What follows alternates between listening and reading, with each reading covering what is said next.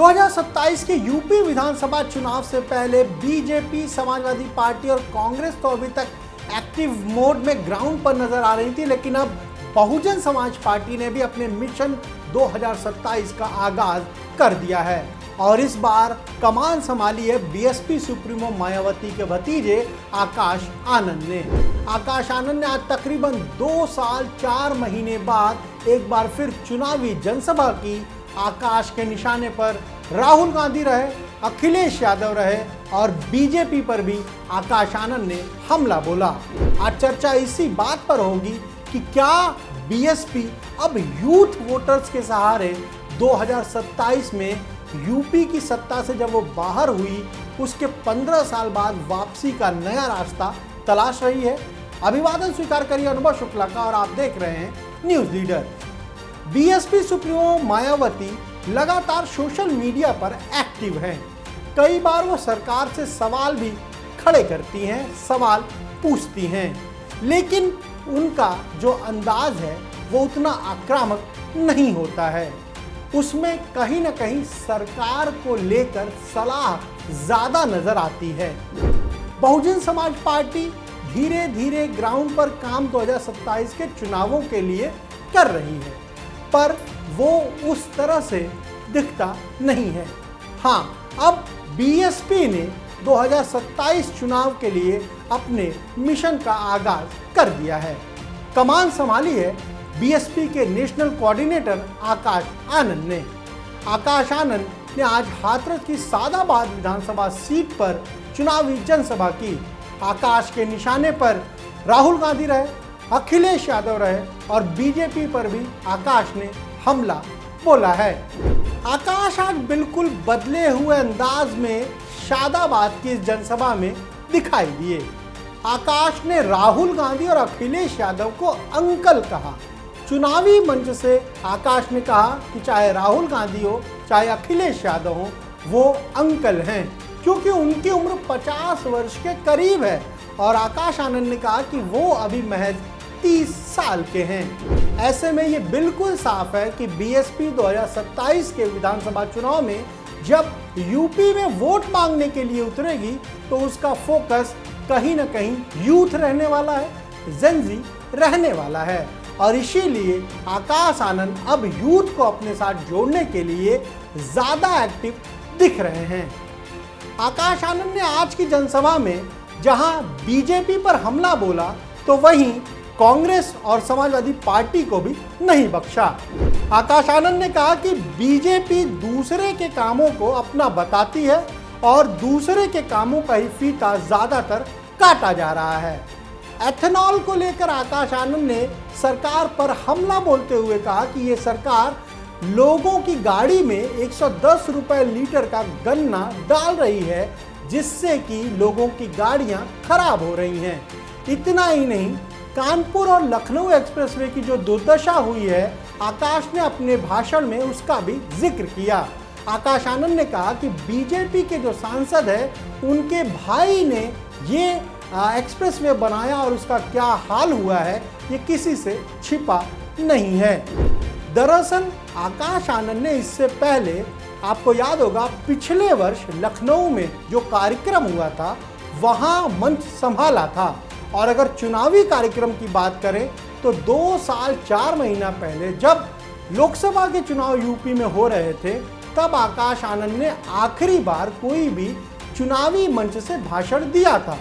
सीतापुर में आकाश ने बीएसपी की जो पॉलिसी है उसे ठीक उलट जाकर ये कहा था कि जो बीजेपी की सरकार है वो दरअसल बुलडोजर की नहीं, आतंकवादियों की सरकार है और इसके बाद आकाश के खिलाफ मुकदमा दर्ज किया गया था। फिर मायावती ने आकाश को पद से हटा दिया था। उसके बाद आकाश पार्टी से बाहर हुए, उनसे जो सारी जिम्मेदारियां थी वो मायावती ने वापस ले ली।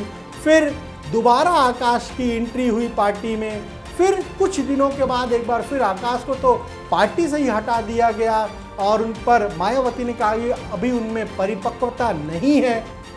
फिर आकाश ने जब माफ़ी मांगी सोशल मीडिया पर तब दोबारा आकाश की एंट्री बीएसपी में हुई और अब इस बार 2027 के विधानसभा चुनाव से ठीक पहले जिस तरीके से आकाश की एंट्री हाथरस की सादाबाद सीट से हुई है, जहां आकाश ने आज अविन शर्मा को पार्टी का कैंडिडेट घोषित किया, उससे ये साफ तौर पर लग रहा है कि बीएसपी अपनी चुनावी रणनीति में अब बदलाव के लिए तैयार है।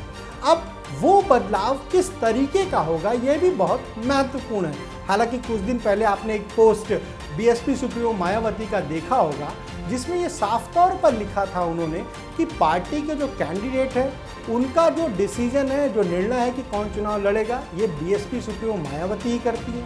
ये बात जग जाहिर है कि बीएसपी में अगर पत्ता भी हिलता है तो बिना मायावती की इजाज़त के वो नहीं हिलता है।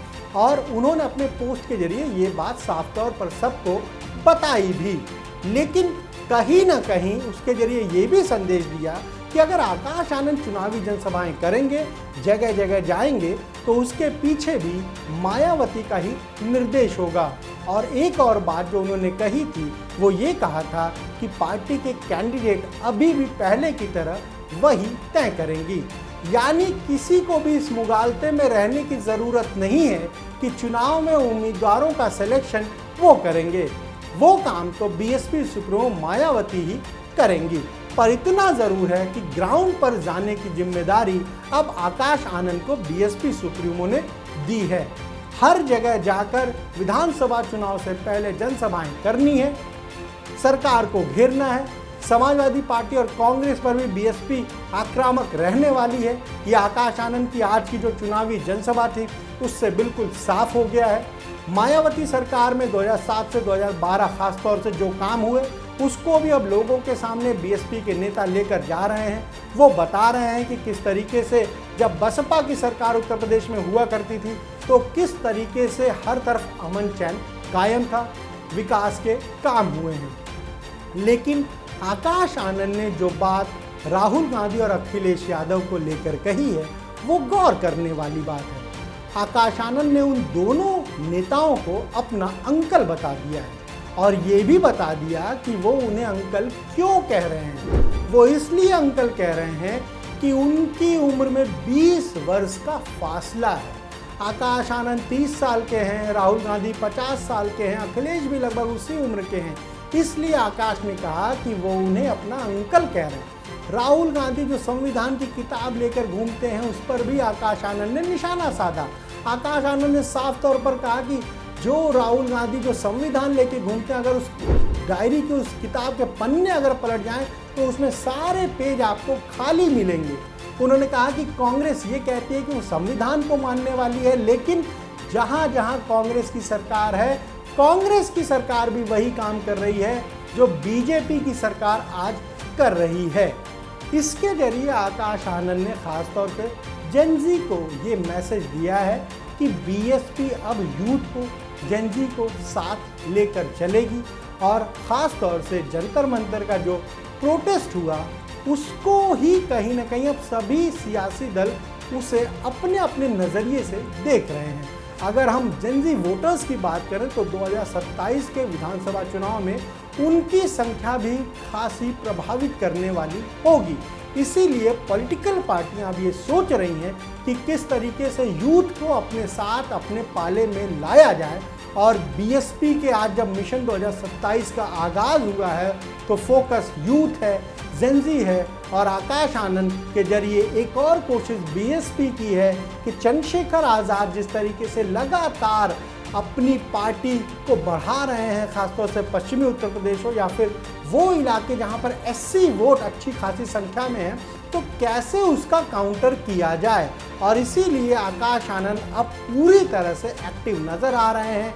वो ग्राउंड पर जा रहे हैं, चुनावी जनसभाएं कर रहे हैं। अभी शादाबाद में पहली चुनावी जनसभा की है, 25 अगस्त को उनकी दूसरी जनसभा होनी है, दादरी में वो होगी। उसके जरिए भी यही मैसेज देने की कोशिश की जाएगी और बसपा अब अपनी रणनीति तैयार कर रही है कि उसे 2027 के विधानसभा चुनाव में किन मुद्दों के सहारे लोगों के बीच जाना है। आज इस वीडियो में इतना ही। आप जुड़े रहिए न्यूज़ लीडर के साथ।